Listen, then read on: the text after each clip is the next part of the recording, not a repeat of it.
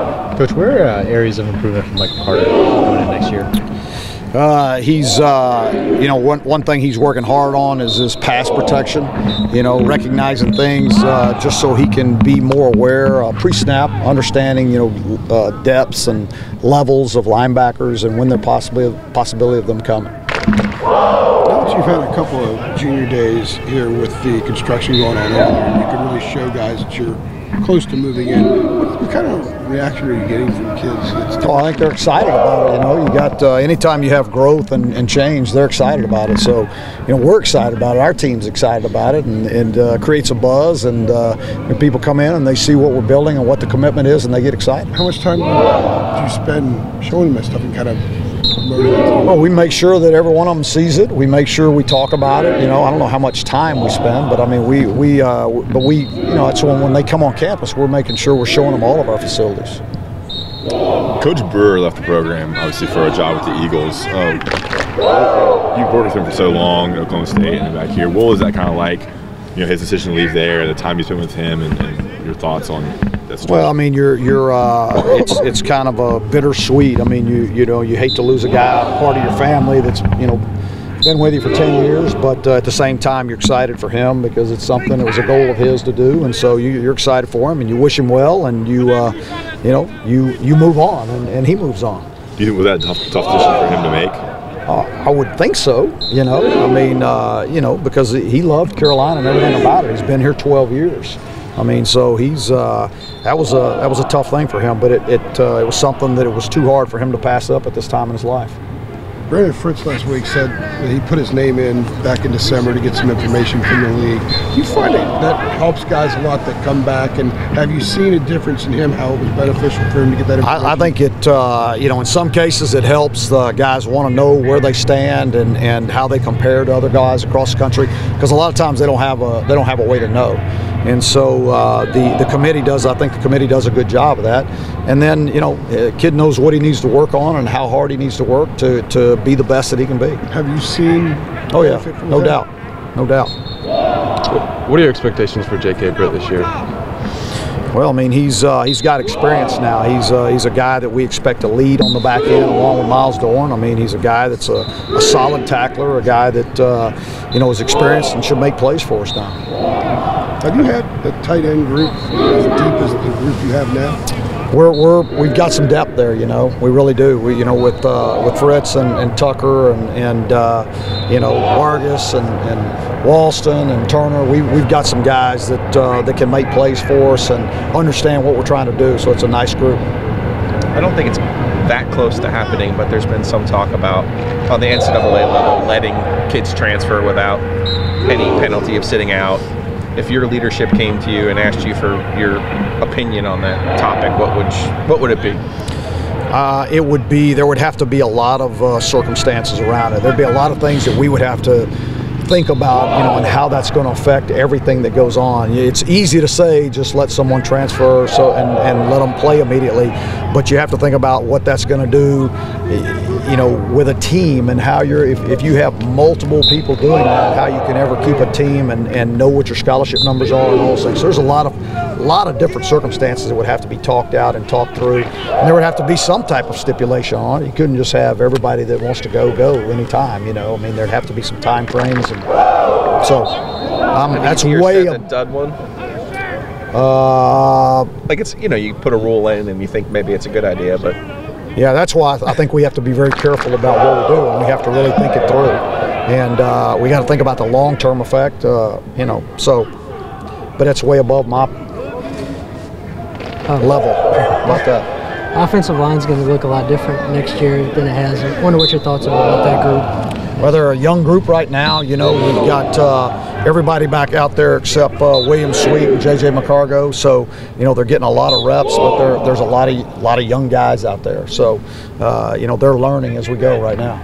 Some of those young guys that traveled with you last year, like Marcus, if you were pressed in a situation to maybe have to play them, would they have been able to put themselves pretty well, do you think? Well, I think, yeah, we had prepared them to play, you know, and we're hoping that we weren't going to have to play them, you know, so we could save their year.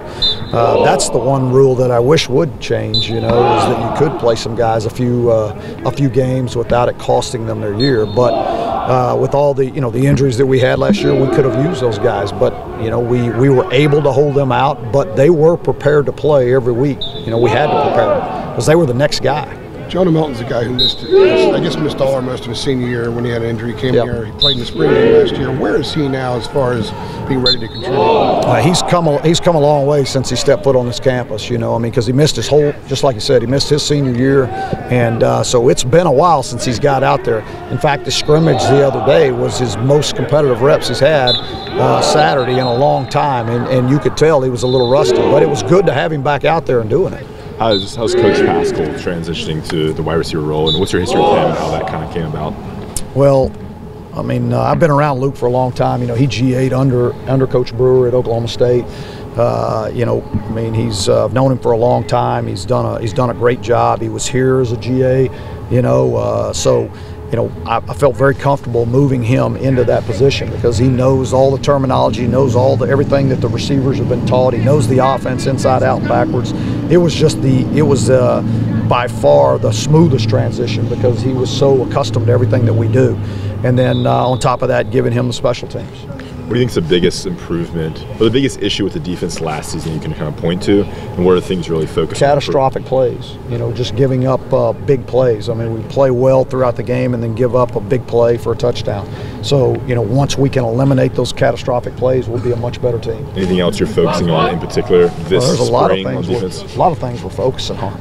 I mean, a lot of things, but you asked me what last year was one of the things that was glaring, and that was it. I mean, but yeah, we're focused on a lot of things. I mean, I can give you a list of things that we. How about two things outside the catastrophic plays that you really all right, two things that we're working on is communication and tackling.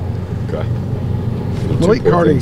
Yeah, pretty important. Malik Carney said last week that he went over every play from last season and said that there were about 6 or 7 sacks that he missed. How close is he at kind of taking his game to another level?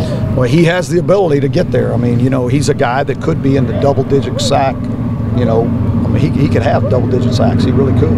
And you're right. You go back and look at all the plays he was on the field. I mean, he's right there on 5 or 6 more that he could have gotten to. And so, I mean, we've challenged him, and hopefully he's going to have the kind of spring and summer and fall camp that he needs to have to be able to step up to that next level. Is studying film to the degree that he does, is it kind of unique for him, or pretty much all the guys? I think all these guys that want to perfect their craft and want to be as good as they can be, they're going to spend a lot of time. They're going to study it.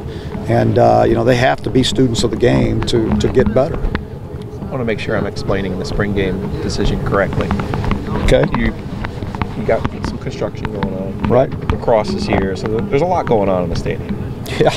So that's the primary reason. That's right? part of it, yeah.